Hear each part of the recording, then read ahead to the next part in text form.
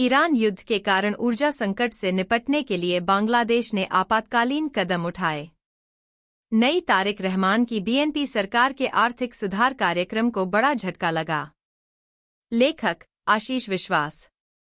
बांग्लादेश ने आने वाले दिनों में ईंधन की भारी कमी से बचने के लिए पेट्रोल राशनिंग का सहारा लिया है, क्योंकि अमेरिका और इजरायल के सेनाओं द्वारा ईरान के खिलाफ युद्ध का पहला हफ्ता पूरा हो गया है। नए प्रधानमंत्री तारिक रहमान ने लोगों के लिए एक मिसाल कायम करते हुए अपने सरकारी घर में बिजली की खपत कम कर दी है। अर्थशास्त्रियों ने कहा कि बांग्लादेश उन एशियाई देशों में खास तौर पर शामिल है जो अपनी ज्यादातर ऊर्जा आपूर्ति मध्य पूर्व से आयात करते हैं। ईरान द्वारा होर्मुज जलमरूमध्य को बंद करने की घोषणा के बाद इस इलाके के तेल वाले देशों से पड़ोसी दक्षिण एशिया और उससे आगे की ज्यादातर आपूर्ति मार्ग बाधित हो गई थी। ईरान ने रूस, चीन और उन देशों के लिए नई शिपिंग आवाजाही में थोड़ी राहत की घोषणा की जो अमेरिका और इजरायल ने मिलकर शुरू किए गए बिना उकसावे वाले युद्ध में शामिल नहीं थे, परंतु तब तक लागू नहीं हुए थे। तेहरान के अधिकारियों ने संकेत दिया कि गैर-लड़ाकू देशों के जहाज़ों को पहले की तरह जलमरूमध्य का इस्तेमाल करने की इजाज़त होगी। हालांकि आमतौर पर अंतर्राष्ट्रीय शिपिंग को नुकसान हुआ था। भारत ने बताया कि उसके कम से कम 35 जहाज अलग अलग जगहों पर फंसे हुए थे। दूसरे देशों के लिए भी हालात कुछ बेहतर नहीं थे। ईरानी रुकावट के असर से इस इलाके में काम करने वाली बड़ी शिपिंग कंपनियों ने अपना काम रोक दिया, क्योंकि वे हालात युद्ध की स्थिति का अध्ययन कर रही थी और भविष्य में कार्गो और यात्री आवाजाही मूवमेंट सुनिश्चित करने के लिए नए रास्तों या चैनलों का इस्तेमाल करने की संभावना पर चर्चा कर रही थीं। जैसे ही पूरे समुद्री यातायात की समय सारणी गड़बड़ा गई, कई इंश्योरेंस कंपनियों ने भविष्य के कार्गो आवाजाही को अंतिम रूप देने से पहले अपने शुल्क या प्रीमियम बढ़ाने की कोशिश की। हिंद महासागर में श्रीलंका के अंतर्राष्ट्रीय जल के पास एक ईरानी जहाज के डूबने की खबर, जिसमें लगभग 100 नाविकों की मौत हो गई, यह दिखाती है कि मामला कितनी जल्दी किसी के कंट्रोल से बाहर हो गया था। आगे की बातें शायद ही कोई अच्छी बात थीं। अमेरिकी राष्ट्रपति ने ईरान सरकार से पूरे इलाके में शांति बहाल करने के लिए तुरंत और बिना किसी शर्त के आत्मसमर्पण करने को कहा, और तेहरान ने तुरंत चेतावनी में इसका उत्तर दिया। मीडिया में ऐसी खबरें थीं कि राष्ट्रपति ट्रंप खुद अमेरिका के अंदर गुस्से वाली प्रतिक्रिया का सामना कर रहे हैं। इसके अलावा पश्चिम एशिया इलाके में कई अमेरिकी सैन्य ठिकानों पर ईरान के ड्रोन और मिसाइलों से हुए बड़े नुकसान की खबरें मिलीं। अमेरिका में मौजूद कुछ सैन्य विशेषज्ञों को ईरान की तुरंत हार की संभावना पर शक था।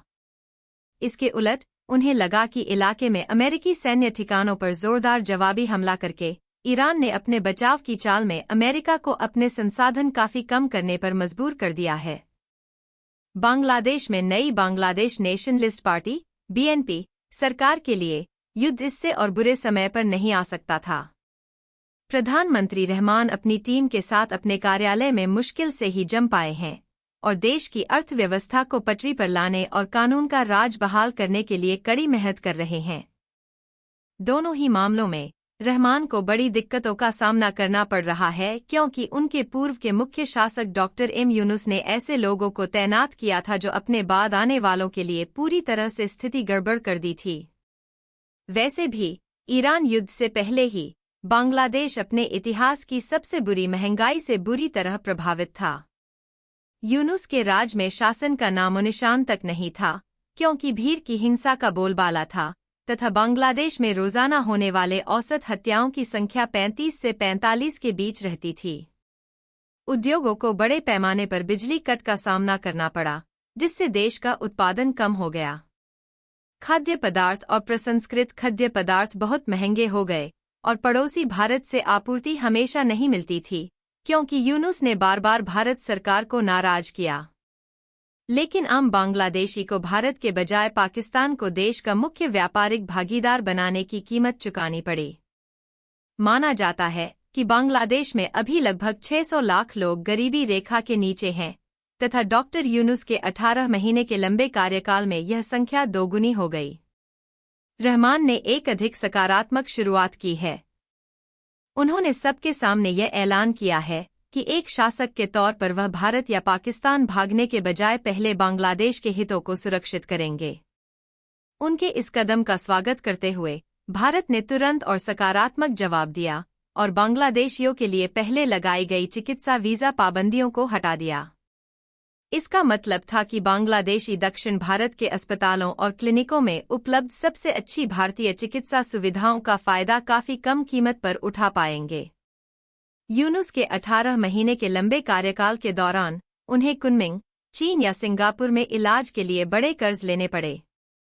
बीएनपी की ओर से रहमान ने अपनी मां, बांग्लादेश की पूर्व प्रधानमंत्री मरहूम खालिदा जिया की मौत पर चिंता और पानी के बंटवारे और दूसरे मुद्दों पर बांग्लादेश की पुरानी मांगों को पूरा करने के लिए बड़े देश भारत के तैयार रहने के लिए इसका दिल से शुक्रिया अदा किया। अपनी पहले से ही भरी हुई राजनीतिक और आर्थिक परेशानियों के अलावा अब रहमान को आने वाली ईंधन आपातकाल, जैसा कि ढाका के कुछ जानकार इसे देखते हैं, से बाहर निकलने का रास्ता खोजना होगा, जो ईरान में युद्ध की वजह से पैदा हुई है, जिसमें उनकी कोई गलती नहीं है। किसी भी राजनीतिक नेतृत्व के लिए यह एक मुश्किल काम है, जो क्रिकेट की भाषा में कहें तो अभी मुश्किल से ही आगे बढ़ा है और शायद अभी तक बांग्लादेश अपनी ऊर्जा सुरक्षा के सभी उपाय नहीं कर पाया है।